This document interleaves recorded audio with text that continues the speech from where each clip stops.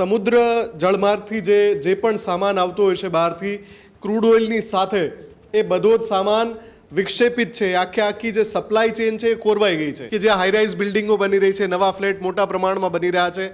2021થી માંડીને 2023 સુધીમાં જે પ્રોજેક્ટ શરૂ થયા હતા જેનું પોઝેશન 2026ની શરૂઆતમાં મળવાનું હતું. લાખો પરિવાર એવા છે દેશના જે આ ફ્લેટની રાહ જોઈ રહ્યા છે, પણ અત્યારે એ જે કામ છે, બાંધકામ છે, એ વિક્ષેપિત થઈ રહ્યું છે કેમ કે સિમેન્ટ અને સળિયાની કિંમતો આસમાનને આંબી રહી છે. મિડલ ઇસ્ટમાં જે યુદ્ધ ચાલી રહ્યું છે એના કારણે જે પુરવઠો નથી આવી રહ્યો, એથી બાંધકામ ક્ષેત્રની ન માત્ર સિમેન્ટ અને સળિયા, બીજી ઘણી બધા એવા મટીરિયલ છે, રો મટીરિયલ છે જે ખૂબ મોંઘા થઈ ગયા છે. ઘણા બધા ગુજરાતી જે પોતાના સપનાના ઘરની રાહ જોઈ રહ્યા છે એમને અત્યારે પણ ફ્લેટ મળ્યા નથી અને હજુ ક્યારે ફ્લેટ મળશે એ નક્કી નથી મિડલ ઇસ્ટના તણાવના કારણે. ભારતમાં નવું ઘર લેવા ઈચ્છતા લોકો પર હવે આવી આફત છે.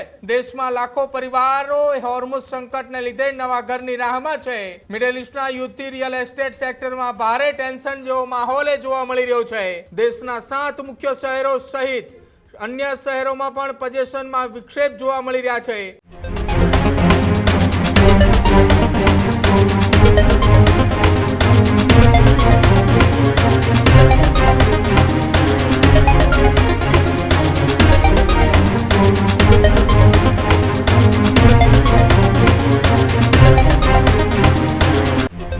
ભારત માટે એક ચિંતાજનક સમાચાર મિડલ ઇસ્ટથી સામે આવી રહ્યા છે.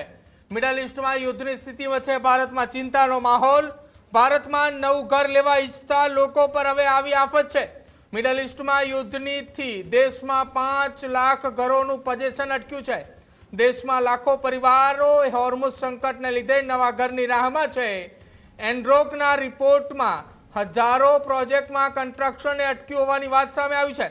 મિડલ ઇસ્ટના યુદ્ધથી રિયલ એસ્ટેટ સેક્ટરમાં ભારે ટેન્શન જેવો માહોલ જોવા મળી રહ્યો છે કેમ કે સિમેન્ટ, સળિયા અને ઈંધણનો ભાવ એ આસમાને પહોંચ્યા હોવાની વાત સામે આવી રહી છે. ભાવ આસમાને પહોંચ્યા છતાં પણ જથ્થો સમયસર નથી પહોંચતો. દેશના 7 મુખ્ય શહેરો સહિત અન્ય શહેરોમાં પણ પોઝેશનમાં વિક્ષેપ જોવા મળી રહ્યા છે. એકલા મુંબઈ શહેરની અંદર જ 2 લાખથી વધુ ફ્લેટની ડિલિવરી અટકી પડી હોવાના સમાચાર છે.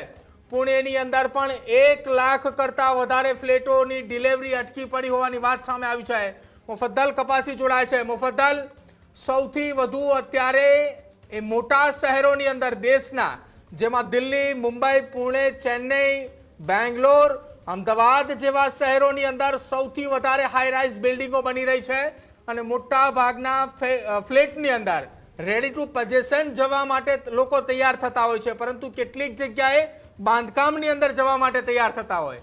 હવે એ બાંધકામોની અંદર લાખો પરિવારો એ અત્યારે પોઝેશન માટે રાહ જોઈ રહ્યા છે મિડલ ઇસ્ટના યુદ્ધની તણાવની વચ્ચે. બિલકુલ, જ્યારથી મિડલ ઇસ્ટ સંકટ શરૂ થયું છે છેલ્લા લગભગ 3.5 મહિનાથી પરિસ્થિતિ એવી બની છે કે જે સમુદ્ર જળમાર્ગથી જે પણ સામાન આવતો હોય છે બહારથી ક્રૂડ ઓઇલની સાથે એ બધો જ સામાન વિક્ષેપિત છે. આખી જે સપ્લાય ચેન છે એ કોરવાઈ ગઈ છે. એના કારણે આપણે અગાઉ પણ અલગ અલગ અહેવાલોમાં બતાવ્યું છે કે કઈ રીતે મિડલ ઇસ્ટના સંકટના કારણે, ઈરાન, અમેરિકા, ઇઝરાયલ યુદ્ધના કારણે જે સપ્લાય ચેન છે એ ખોરવાઈ છે. માલ આવી નથી રહ્યો. અચ્છા, ભારતમાંથી જે માલ મોકલવામાં આવે છે, ભારતમાંથી જેની નિકાસ કરવામાં આવે છે, એ માલ પણ અટકી પડ્યો છે.